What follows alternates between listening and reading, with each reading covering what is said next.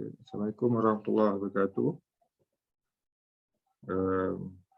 Kami daripada kumpulan O, Ipoh, UAM PACE yang terdiri daripada 3 orang ahli, iaitu saya sendiri, Muhammad Jeffrey Berwanci, 266066, Encik Muhammad Ismail bin Ahmad, 266010, dan Wan Nur Amrina binti Azhar, 266807. Pada pembentangan kali ini, kami akan membentangkan satu kertas yang bertajuk daripada subjek dasar dan analisis fiskal dan tugasan kumpulan yang bertajuk cukai barangan dan perkhidmatan di Kanada. Terlebih dahulu, saya ingin menerangkan sedikit tentang maksud GST. Cukai barang dan perkhidmatan juga dikenali sebagai GST adalah cukai pilihan yang dikenakan pada semua barang dan perkhidmatan di semua peringkat perniagaan. Apabila pengguna mendapatkannya, mereka akan dikenakan cukai. Cukai barang dan perkhidmatan adalah alternatif daripada cukai perkhidmatan jualan. Ini bertujuan untuk menjadikan sistem cukaian negara lebih efektif, cekap, telus dan mesra perniagaan. GST mula diperkenalkan di Perancis pada awal tahun 50-an dan pada masa ini lebih daripada 160 negara menggunakan GST. Konsep asas GST adalah cukai pengguna yang dikenakan pada nilai tambah pada setiap peringkat pengagihan dan peredaran. Ini dinamakan cukai tambah nilai. Peniaga berhak mendapat pengembalian GST yang dibayar atas input perniagaan ataupun cukai input dengan memotong cukai input daripada jualan. Cukai barang dan perkhidmatan adalah jenis cukai yang merangkumi komponen cukai ke atas semua barang dan perkhidmatan yang diambil oleh pengguna. Atas sebab ini, ia disebut cukai penggunaan, cukai barang dan perkhidmatan. Cukai ini akan dipungut daripada pelanggan atas nama kerajaan melalui entiti undang-undang yang berdaftar dengan pihak berkuasa cukaian. Secara amnya, pembekal atau vendor yang boleh mendaftar untuk pemungutan GST sekiranya jumlah jualan tahunan barang atau perkhidmatan yang diberikan melebihi jumlah tertentu. Cukai barang dan perkhidmatan GST adalah cukai penggunaan berdasarkan konsep nilai tambah. Ini berlaku untuk barang dan perkhidmatan di semua tingkat produksi dan pengedaran rantaian bekalan termasuk barang dan perkhidmatan yang diimport. Keperluan cukai barang dan perkhidmatan. Terdapat beberapa kelebihan GST berbanding dengan cukai jualan dan perkhidmatan SST. Salah satunya ialah apabila pelaksanaan GST telah dilaksanakan, maka cukai kutipan kerajaan akan meningkat dan ini akan menyebabkan lebih banyak projek pembangunan dapat dilaksanakan. Terdapat 3 jenis GST yang dikuatkuasakan dengan cara yang berbeza untuk barang dan perkhidmatan tertentu. Ini akan kelihatan seperti GST berkadar standard, GST berkadar sifar, dan GST berkadar pengecualian. GST bermula di Perancis pada tahun 1994 dan telah dilaksanakan lebih daripada 160 negara di seluruh dunia, tidak termasuk negara-negara ASEAN. Di antara 10 negara ASEAN, Indonesia adalah negara pertama yang melaksanakan GST sejak tahun 1985. Dan Malaysia adalah negara terakhir yang menggunakan GST di ASEAN. Di negara jenis destinasi seperti cukai dikenakan ke atas semua barangan yang diimport, akan dibayar oleh pengguna terakhir. Di negara asal, GST dikenakan ke atas semua barangan tempatan tanpa mengira di mana ia digunakan. Kekurangan duty ekspor menunjukkan tanda-tanda perdagangan bebas. Walaupun Rusia belum memasuki WTO, masih perlu mengambil kira prinsip-prinsip cukaian operasi ekonomi asing.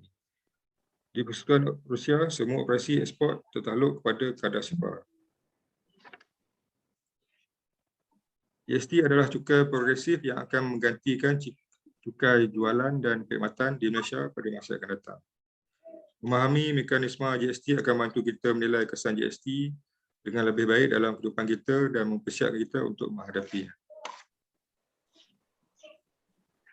Seterusnya, kita terus kepada implikasi penguasaan cukai barangan dan perkhidmatan di Kanada.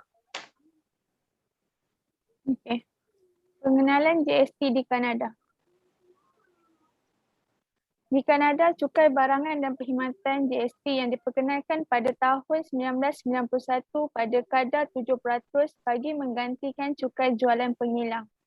Okay, poin yang kedua, menggantikan cukai jualan pengilang MST yang berkuat kuasa sejak 1924 pada kadar 13.5%.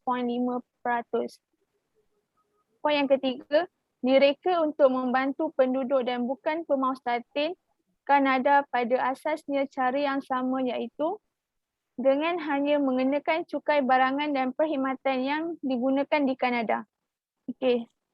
Ini adalah Brian Mulroney, Perdana Menteri Kanada yang memperkenalkan GST bagi menggantikan kaedah cukai lama MST, dan Michael Bilson, Menteri Kewangan yang bersama-sama menyumbang idea sehingga wujudnya GST baharu di Kanada.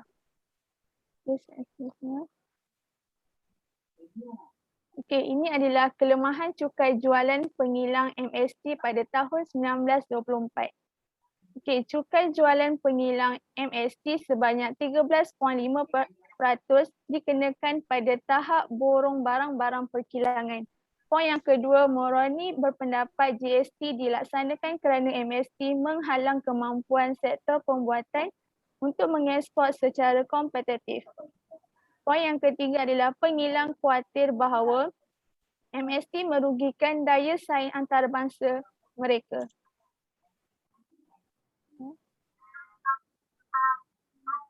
Ini adalah antara kontroversi GST di Kanada. Okay, terdapat 5 kontroversi. Kontroversi yang pertama adalah walaupun GST dipromosikan sebagai tidak berganda seperti MST, namun sebilangan besar penduduk Kanada tidak menyetujuinya. Kontroversi yang kedua adalah sebilangan besar parti-parti lain di Parlimen tidak menyetujui pelaksanaan cukai baharu GST. Kontroversi yang ketiga adalah The Liberal Dominate Senate enggan meluluskan rang undang-undang percukaian GST baharu.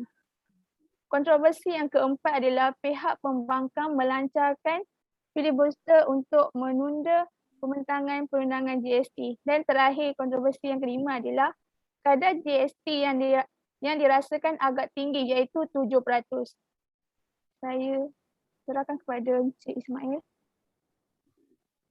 Bagi pengecualian GST Kanada adalah kepada barangan-barangan berikut. Untuk penjualan bebas cukai berkadar SIPA GST dikenakan pada kadar 0% pada barang-barangan seperti barangan runcit, penyewaan kediaman, perubatan dan juga perkhidmatan keuangan. Okey. Ia layak mendapatkan semula GST yang dibayar atas pembelian yang digunakan dalam menghasilkan penawaran atau perkhidmatan tertentu. Ini secara berkesan menghilangkan cukai dari barang dan perkhidmatan tertentu. Impak GST di Kanada. Bantahan utama terhadap GST adalah beban yang berpotensi yang tidak seimbang ke atas sisi rumah berpendapatan rendah.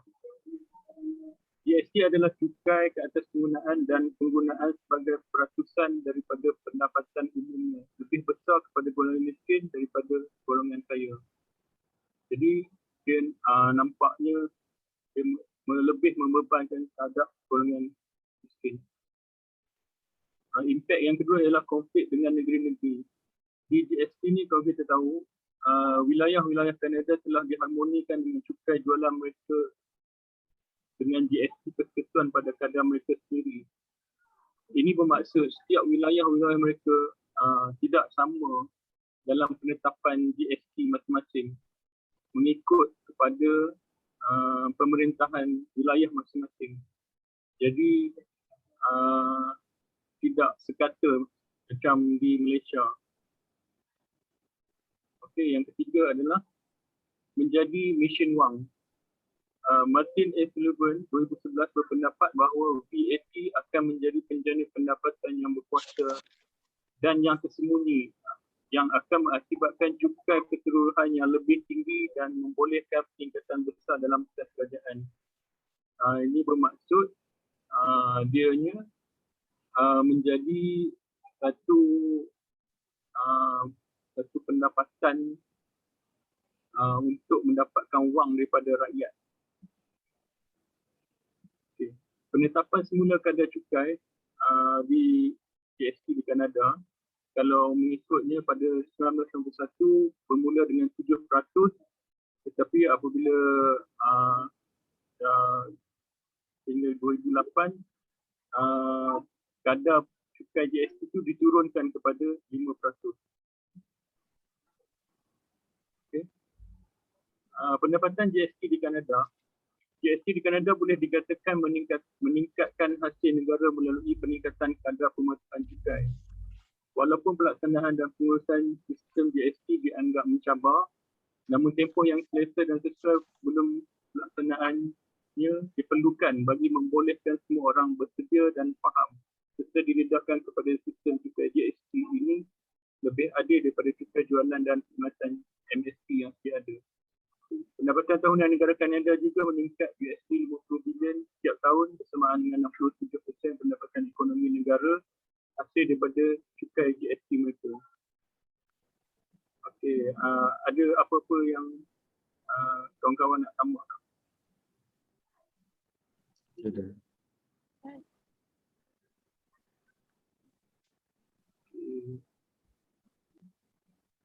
Sekejap, saya teruskan.